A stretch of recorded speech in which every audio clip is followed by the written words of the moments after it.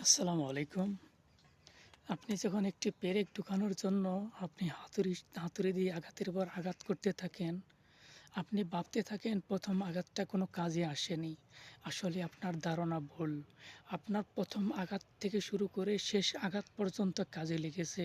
আপনি যখন আঘাতের পর আঘাত করতে, করতে শেষ আঘাতে যখন আপনি পেরেকটিকে ঢোকাতে সক্ষম হবেন, তখন আপনি সফলতা অর্জন করলেন। ঠিক প্রত্যেকটা কাজেই আপনি যখন একটু, একটু করে কাজ করবেন, আপনি একটু, একটু করে শিখতে পারবেন। যখন আপনি সেই কাজটাকে সফলভাবে শেষ করতে পারবেন, সফলতা অর্জন করতে পারবেন, তখনই আপনি সফল একজন মানুষ। আপনি কোনো কাজে নিজেকে ছোট করে দেখবেন না। প্রত্যেকটা কাজ আপনি একটু, একটু করে করতে থাকেন, আপনি একদিন সফলতা অবশ্যই অর্জন করতে পারবেন।